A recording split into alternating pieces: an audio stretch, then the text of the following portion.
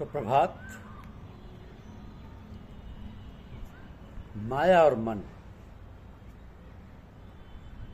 इस आध्यात्मिक विषय पर आज हम चर्चा कर रहे हैं। माया और मन।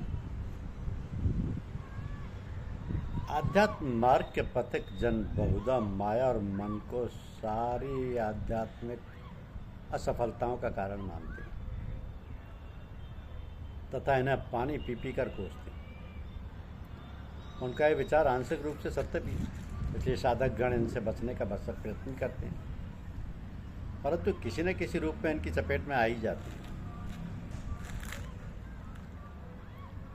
महात्मा राघवेंद्र शास्त्री फतेहगढ़ वाले कहा करते थे कि उपासना करके ज्यों ज्यों साधक सूक्ष्म एवं सतर्क होता जाता है, ये दोनों चीज़ें भी सूक्ष्म एवं साधु वेश धारण करके साधक के पीछे लगी रहती हैं तथा जरा सा भी अपने ऊपर भरोसा करने पर यह साधक को अपना शिकार बना लेती है। इसका सबसे अच्छा तरीका किसी समर्थ सद्गुरु के प्रति पूर्ण रूप से समर्थन ही है, जो अपने प्रिय शिष्य को सब प्रकार के खतरों से बचाता रहता है। एक साहब परम संत महात्मा बृजमोहन लाल जी साहब के पास जाए। उन्होंने 60,000 रुपये उनको नज़र किए तथा निवेदन किया कि भाई साहब, मेरी हार्दिक इच्छा है कि इन रुपयों से एक बड़ी इमारत का निर्माण किया जाए जिसमें इस विद्या की शिक्षा, प्रचार व प्रसार का कार्य हो।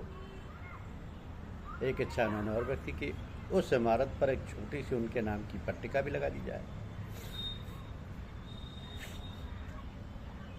इतना सुनते ही परम संत महात्मा बृजमोहन लाल जी साहब ने उन 60,000 रुपयों को उन साहब को वापस कर दिया।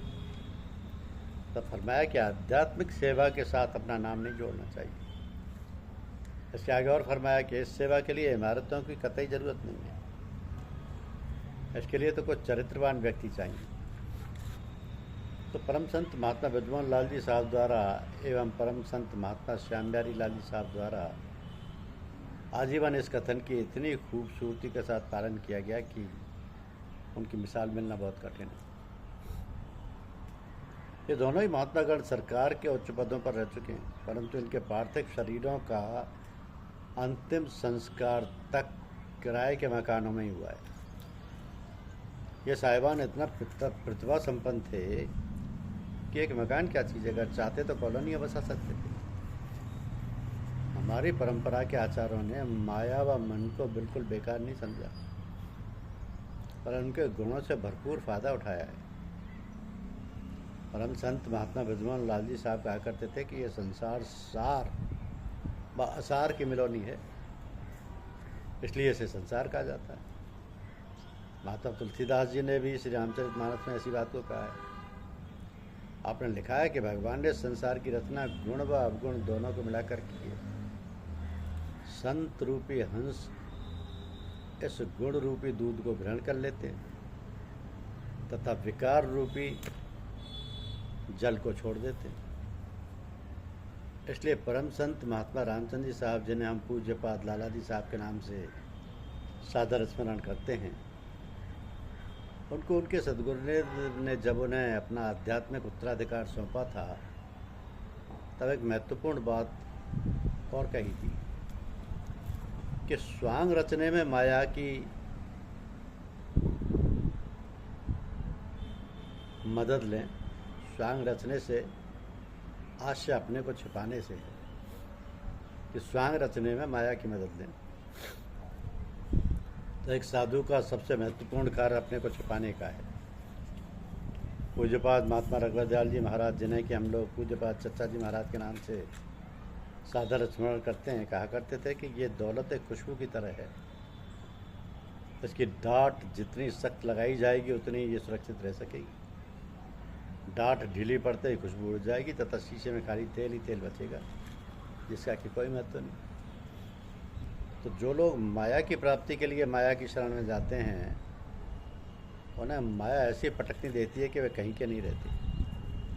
परंतु जो साधुजन माया की शरण में अपनी दौलत की रक्षा के उद्देश्य से जाते हैं, माया उनकी माँ की तरह रक्षा करती है।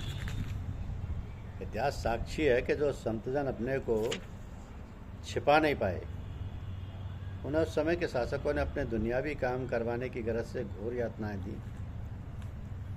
इसलिए एक साधु को अपने को छुपाना बहुत ही महत्वपूर्ण है।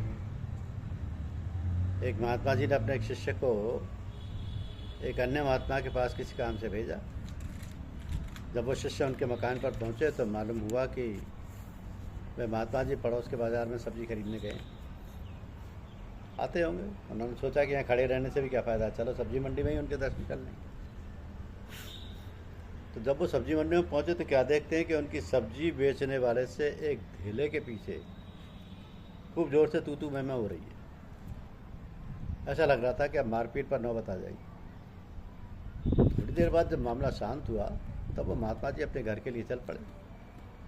ये सज्जन भी चुपचाप उनके पीछे पीछे उनके घर में प्रवेश कर गए तथा उनके मुड़कर देखने पर उन्हें बाकायदा प्रणाम किया तथा अपने आने का कारण बताया। और महात्मा जी ने उन्हें बड़े ही आदरपूर्वक नाश्ता करवाया। जब ये नाश्ता कर चुके तब उनके सामने हाथ जोड़कर खड़े हो गए तथा बड़ी विनम्रतापूर्वक निवेदन किया कि मैं बहुत ही हैरान हूँ आपके सब्जी मंडी वाले तथा यहाँ घर वाले स्वरूप को देखकर। और महात्मा जी ने मुस्कुराकर कहा कि बेटे, अगर ऐसा ना किया जाए तो अपने को छुपाना मुश्किल हो जाए। अपनी दौलत को छिपाकर रखने के लिए वो सब्जी मंडी वाला स्वरूप धारण करना पड़ता है। तो अपने बड़े सुपुत्र की पुलिस विभाग में नौकरी लग जाने के बाद पूज्यपाद चच्चा जी महाराज सन 1925 में स्थायी रूप से सपरिवार कानपुर में रहने लगे थे।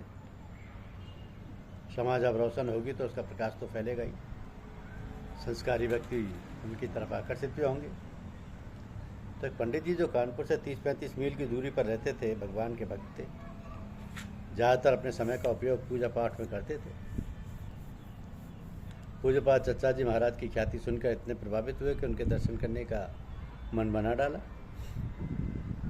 तथा एक दिन में पूज्यपाद चच्चा जी महाराज के सत्संग में सभा में पहुँच गए। उन्होंने देखा कि चच्चा जी महाराज एक तख्त पर विराजमान थे तथा उनके भक्तगण उनके चारों ओर एक दरी पर बैठे थे। वो भी उन्हें प्रणाम करके सबके साथ बैठ गए। देखा कि वहाँ भांडों के किस्से हो रहे हैं। सब लोगों के साथ पूज्यपाद चच्चा जी महाराज भी ठाके मार कर हंस रहे हैं। यहाँ की सभा को देखकर ये पंडित जी चक्कर में पड़ गए। बोले, यहाँ आए थे चच्चा जी महाराज से ज्ञान भक्ति व वैराग्य की चर्चा सुनने, पर यहाँ तो सब उल्टा हो रहा है। सोचा कि शायद एक दो किस्से होंगे और काम की बात होगी, परंतु यहाँ क्या, वहाँ तो हंसी मजाक का माहौल थमने का नाम ही नहीं ले रहा। इस प्रकार 2 घंटे का समय निकल गया। जब पंडित जी से नहीं रहा गया तब वो अपने दोनों हाथ जोड़कर खड़े हो गए तथा पूज्यपाद चच्चा जी महाराज से बोले कि महाराज, हम तो बड़ी दूर से बड़े यत्न करके आपके दर्शन करने तथा आपके मुखारविंद से ज्ञान भक्ति का कुछ उपदेश सुनने आए थे, परंतु यहाँ बड़ी निराशा हाथ लगी। हमारा 2 घंटे का समय व्यर्थ गया। यहाँ तो भांडों के किस्से हो रहे हैं।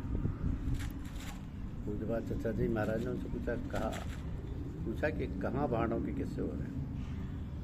पंडित जी ने कहा, यहाँ। चच्चा जी बोले, कितनी देर से हो रहे हैं? पंडित जी बोले, करीब 2 घंटे हो गए। चच्चा जी, 2 घंटों में कितने किस्से हुए? पंडित जी, यही करीब 10-12। चच्चा जी बोले, आपने सब सुने? बोला, हाँ महाराज। अच्छा, तो फिर आप कोई एक किस्सा सुना दीजिए। पंडित जी ने अपनी याददाश्त पर बहुत जोर लगाया।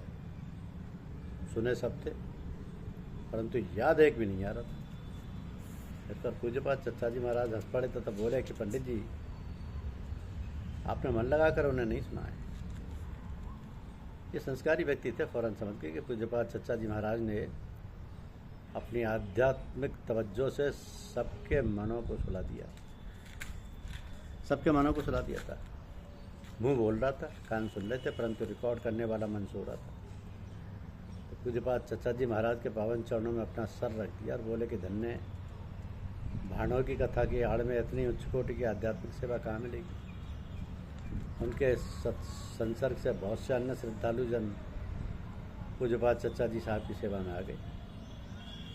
इस प्रकार हमारी परंपरा को हर संत ने अपने को छिपाने का प्रयास किया। परम संत महात्मा श्याम बिहारी लाल जी साहब भी काफ़ी तरीका अनूठा था।